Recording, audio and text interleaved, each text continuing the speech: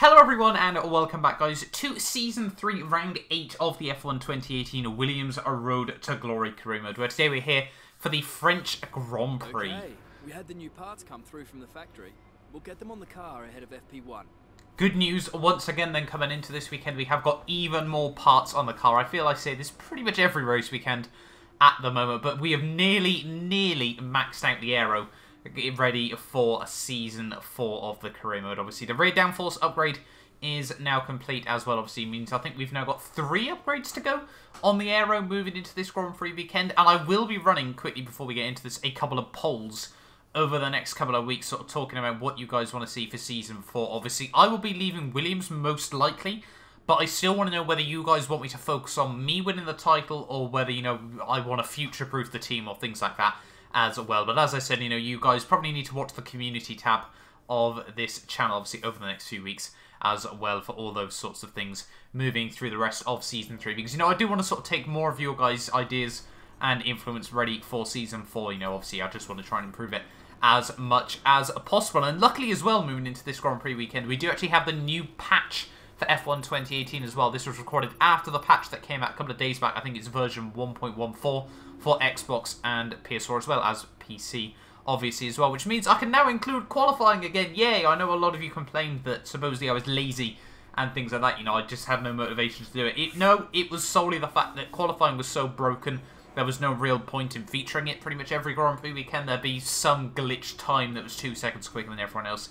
Honestly, I sort of felt there was no point in including it if that was the case. So yeah, we can finally include qualifying once again in this series. And as you can see just in the background, we've got all the free practice scores as well. 242 points overall taken from free practice there as well. I will certainly take that. But yeah, it's been a long time since Canada. Obviously that went out at the start of this week. I do probably need to try and get more consistency with these uploads once more there. But going into qualifying though, obviously after Canada we really had issues. Well, during the Canadian Grand Prix we really had issues with the car. So as we move into this French Grand Prix, what we're going to do, we're going to put a completely fresh engine in this car, you know, have all the power in the world, everything like that ready for this French Grand Prix. Hopefully it'll give me obviously a bit more flexibility over the next couple of races as well, and obviously it'll just mean now we can swap parts even easier between all three of, well, sorry, all 2 or 3 of the components that we've got on the car as well, which is obviously really important. You know, trying to think more strategically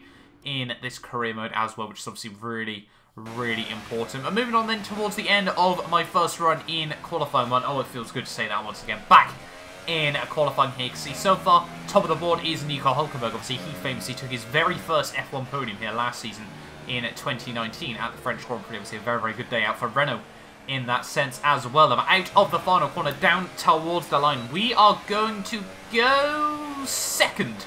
Less than a tenth off him, but obviously we are on a harder compound of tyres. That is an overall decent run by myself in the first qualifying run. You can see fast forwarding through the rest of the session, it was going to be very tight if we were going to make it through into Q2 on this set of the tyres. You can see Max Verstappen was 4 tenths behind me on that set of the Super Softs as well. And with just over 2 minutes to go, we're not willing to take this gamble. We are going to go out on a fresh set of the Ultra Soft tyres here as well, and just go for one final quick lap in this session and make sure we're comfortably through into Q2 here. As you can see now, back in the car ready for the start of my final run here. You know, we should be able to comfortably get through to Q2. We only need to find a couple more tenths there, but unfortunately the game has decided I've only got about 4 seconds. I have no idea why on earth it's taken the game 1 minute 50 to get round about 2/3 of this circuit, you know, when it's only a 1.5 minute lap. But that was very frustrating, and that has left me at the rear of the field after the first qualifying session here at the French Grand Prix. We are down in P17. That was not the session that I wanted at the end of the day. Weirdly enough, Max Verstappen actually improved on that set of the Super Soft tyres there as well, so fair play to him making it through into Q2 on those Supers, but that was not what we needed from qualifying here for the French Grand Prix. That is going to lose me a huge amount of, obviously, rivalry breakdown points as well. We're tied with Seb. We've still got quite a big lead over my teammate Lance Stroll, though, overall as well. And safe to say, Claire wasn't all too happy with that result here. We'll get a little message from her in just a second as well. There are only 55 R&D points taken out of qualifying as well. That takes us now up to 1,300 And obviously, every team now hates me once again. Then no one wants me because we have one rough session. That was one of the worst qualifying performances I've ever seen. The only way is up from here.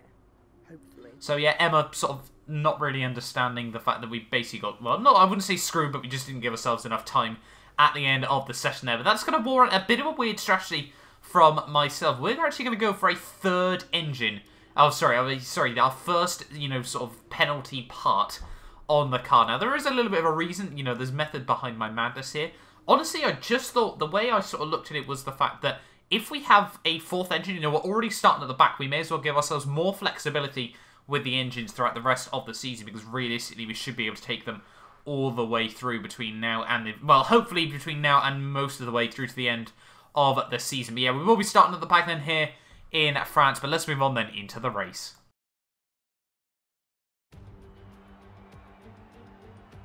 Welcome along then to the Circuit Paul Ricard, home of the French Grand Prix, home race of the Renault team, and of course a number of the drivers on the grid as well.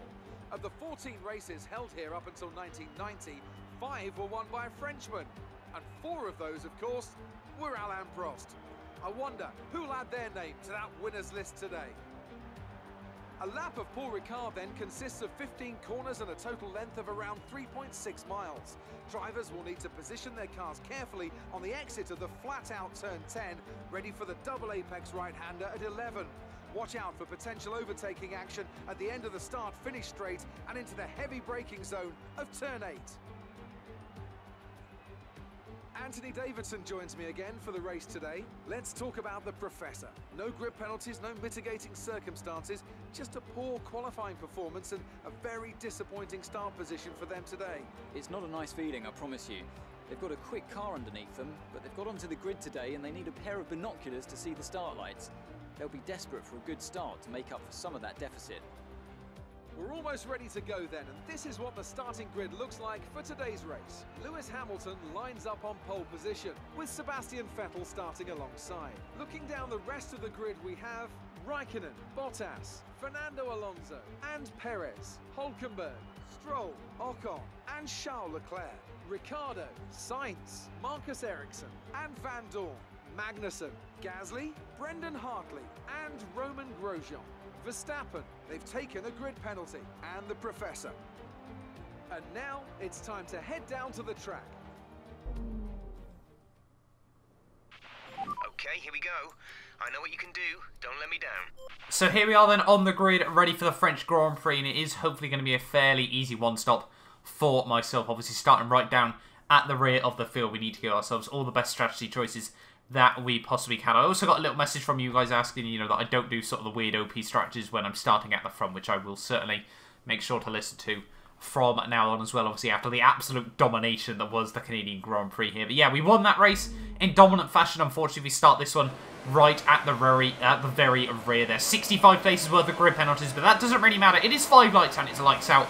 And away we go here in the French Grand Prix. And that has been an absolutely appalling start, but it doesn't really matter as we come in towards turn 1, because obviously everyone will bunch up once more here. Through the first couple of corners here, obviously make sure that we don't lose our front wing. Verstappen breaking in a little earlier than I was expecting, and that was almost a little bit of a heart-in-mouth moment, and we barely made it through the opening 2 corners. But yeah, through in towards this next sector, right around the outside of Verstappen there. He shuts the door, though, through the second part there. I'm not too sure he realised I was on the inside overall, but we'll try and get right around the outside of the Red Bull driver through this next corner. Yes, we do. Are we going to be able to make it work out onto the back straight there? We do have the inside. And yes, we now move up into P19 of the Grand Prix here. Slipstream and ERS, obviously no DRS just yet in this race here. But we might be able to have a look down the inside of Roman Grosjean. No, we think better of it there. Not wanting to take too many risks in the early stages of this race. Don't want to, don't want to just push the car too much over the limit off the beginning here. We've definitely got the pace, we've definitely got the potential.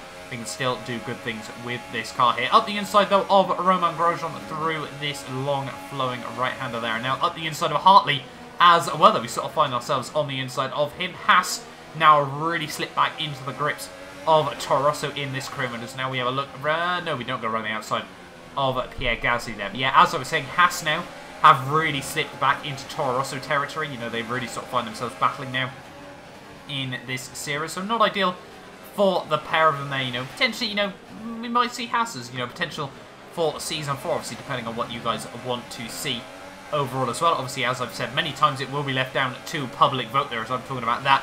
We move past Pierre Gasly as well as Kevin Magnussen. They get very, very lucky that we actually come out before Stoffel Van Dorn's engine decides it's just going to completely blow up in my face there. But that's going to move some now up into P14 of this race there. And that has been a fairly successful opening lap of this race. 6 places made up, and now 1 lap later we're all over the back though of Marcus Ericsson here. Obviously now we have the DRS as well that should hopefully be able to help me out here. And just have a look down this back straight with a fresh engine in this Williams car. You know, even with just 2 on the ERS and revs, we're already up to 215 miles an hour as we come in towards the next corner there. Ericsson and Ricciardo there actually go side by side, and Ericsson's going to lock up and just gift me the place now up into P13 of this race. This is certainly working out quite well for myself. Now just look at the run on Daniel Ricciardo there, 204 miles an hour as we come in towards the fast right-hander there. And well, we move past Ricciardo like he was stood still.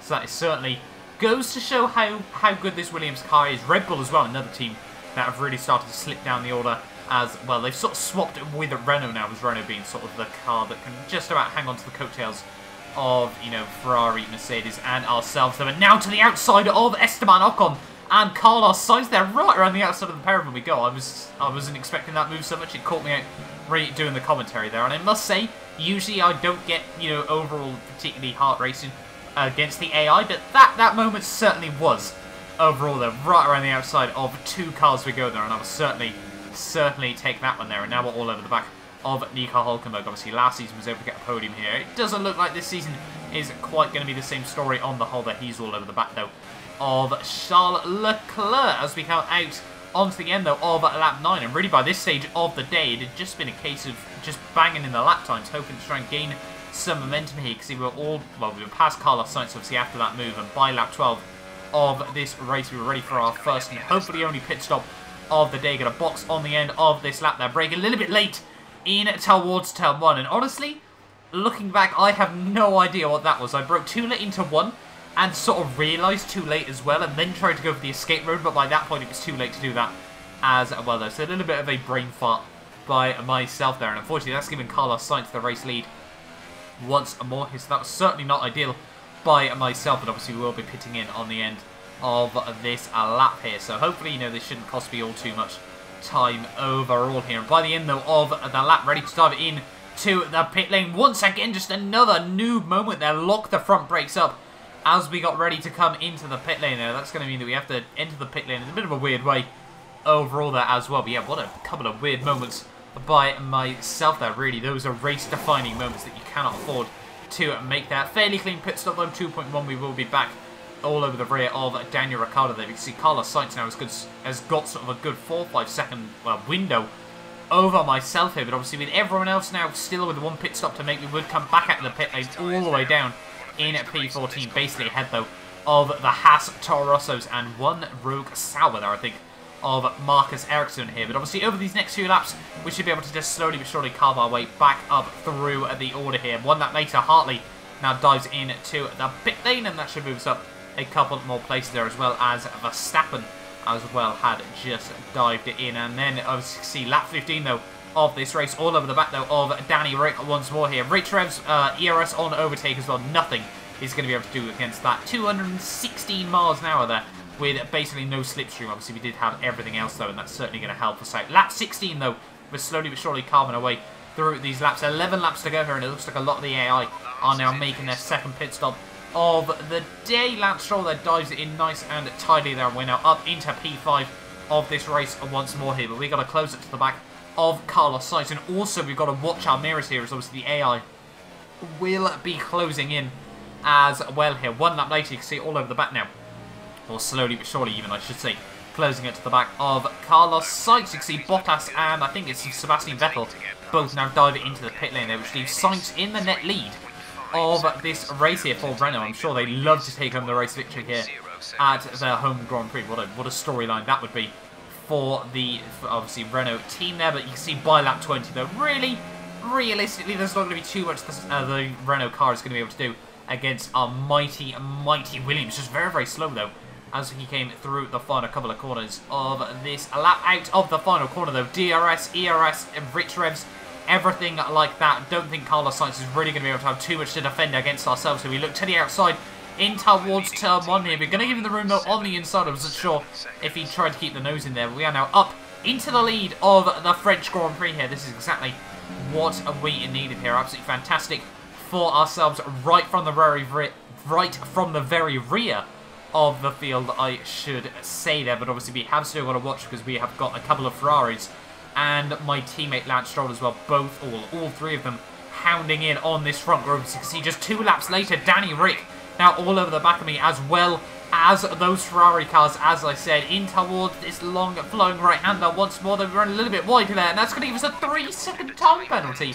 What is that by the FIA there? It's a joke, I think Fernando Alonso would certainly say after that. We're not really too sure what to make of that penalty there. We just ran a little bit wide there, didn't really want to collect Sebastian Vettel, as I was unsure if he had the nose up the inside there. All we were trying to do is get great camera work as we came in towards the final couple of corners though of this lap, and this now leaves me with a very, very big dilemma here, because obviously these guys are still running quicker than myself, but we now need to try and get a 3-second gap over all of them now, and this is really not looking like towards the latter stages of this race. Sebastian Vettel down the inside in towards turn 1 there. Is he going to be able to make it work? A little bit of wheel-to-wheel contact made between the pairs there, and I have to bail out through those first couple of corners there, and that's going to give Seb a little bit of a operating window there to try and run away here. But 1 lap later, we are not allowing this to happen. And also note, my teammate Lance Stroll now is up into P3 of this race, so maybe we're going to have to play a little bit of the team tactics here with Sebastian Vettel and my teammate Lance Stroll. Obviously, we see Mercedes, we see Ferrari do it all the time in IRL F1. I think it's only the case that we try and do it in this career mode. We're going to try and let my teammate Lance Stroll win this race there, but first of all, we need to try and get round the outside of Sebastian Vettel there. Yes, we do. It gives you the room on the exit of the corner there, and now it's just a case of trying to defend this position. Seb up the inside in towards this long flow right-hander. Is he going to be able to make it work side by side? No contact.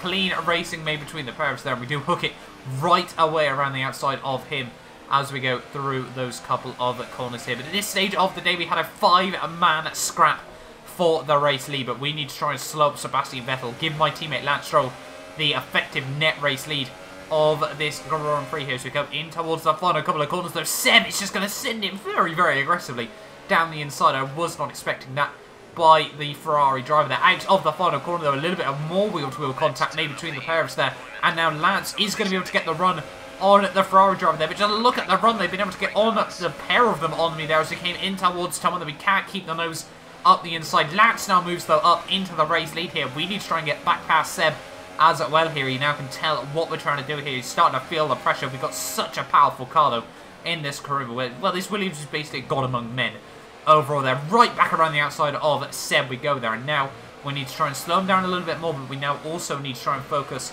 on my own race as well here. Lance now has got about a 1-second margin over the rest of the AI here. Now we need to try and get back past my teammate Lance Stroll here, try and build up that 3-second window over the rest of the field. 222 miles an hour there as we came up in towards this fast chicane there. We do try to not run Lance completely out of road there, but we've definitely cost him a little bit of time there. But now we've got 1.5 laps.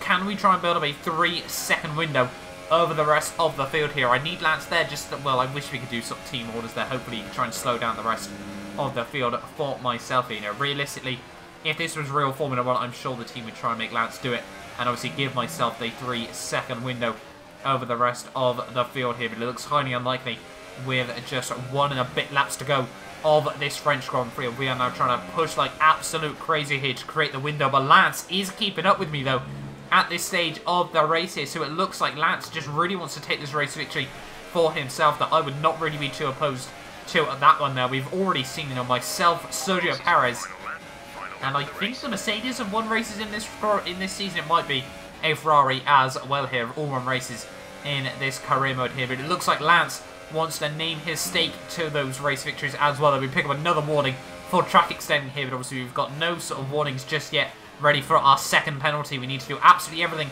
within our power to build up this 3-second gap. Again, run a little bit wide as we come out onto the back straight. Let's hit the fastest lap of the Grand Prix, and the gap now is up to 2.3 seconds over Kimi Räikkönen here. And I think my saving grace in this race would be if the Ferraris do squabble in the final few corners of this Grand Prix as well here. Lance, though, is certainly not willing to give up on this one just yet. He definitely is going to finish within 3 seconds unless something catastrophically goes wrong for him here. But Kimi Räikkönen, there is still the potential that we can try and get the 3-second window over him. And at just this stage of the day, we are pushing like absolutely mad here. We pick up, well, we're still purple through the second sector. They're running a little bit wide in towards this final sector of the lap here, and we're just trying to use all the track space, all the engine power, all the revs, absolutely everything that we possibly can to our disposal here. And Lance Stroll is keeping up with me though through these final few corners of the race. This has certainly not been a race I expected from the start. What a crazy race it has been overall. A 5-car scrap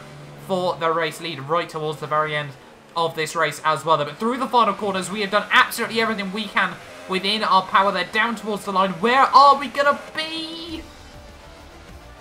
Okay, good job, mate. Only P4 there, and that is absolutely heartbreaking overall there to just miss out on the podium. But GG to my teammate Lance Stroll there for a fantastic win. A little bit, you know, sort of manufactured by the team there, but exactly what we needed to do. Coming into Parc Fermé, and an excellent win for the Williams team. So, how exactly did they set themselves apart from the pack today? I think we'll chalk this one up to a deft touch on the brake pedal. That's allowed them to challenge down the inside into the braking zones, and ultimately, if you do that often enough, you end up winning the race.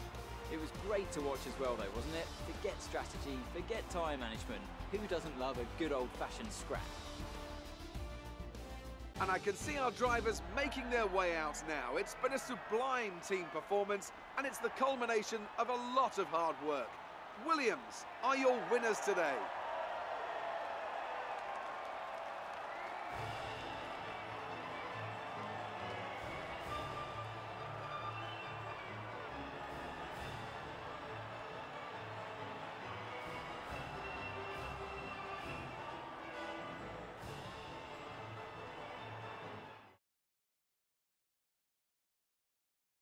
And there we go then, Lance Stroll is now a Formula 1 race winner. I actually had a quick look on Wikipedia, obviously, if this was real life. He would actually be ranked 7th youngest winner in F1 of all time. There obviously is 3rd or 4th podium, I think, obviously overall in F1. Most of those obviously coming in this Williams Road to Glory career mode there. But heartbreak to finish just 2/10 off the podium there to join my teammate Lance Stroll, celebrating his very first race victory there. But the Ferraris did just enough right at the very end to come through to hold on for P2 and P3 there. But, you know, that's still a really, really good haul of points. We were able to beat Sergio Perez as well there, further extending my Drivers' Championship lead and obviously further extending our Constructors' Championship lead as well. They're absolutely perfect there. 4 points over Sergio and 4 points over Ferrari. Absolutely perfect from ourselves this Grand Prix weekend. There's Danny Rick does come through in the end for P5 there ahead of Perez, Bottas, Verstappen, Hamilton and Hülkenberg. Would still score 1 point in that race at the end of the day there. Fernando Alonso in 11th with Charles Leclerc 12th, Pierre Gasly, Grosjean, K-Mag,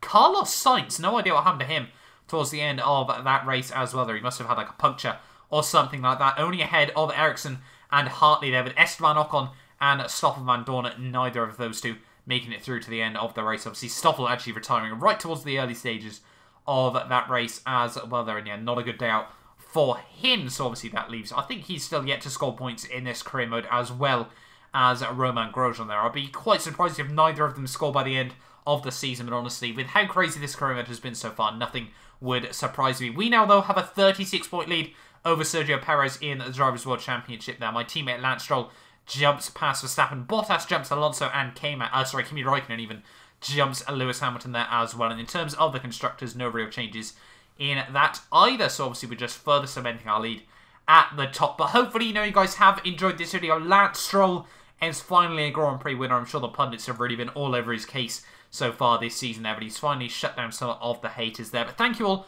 so much for watching this video. Make sure you do like and subscribe if you're new around here and you do want to see more of the F1 2018 Williams Road to Glory, and hopefully I will see you guys next time for a brand new video.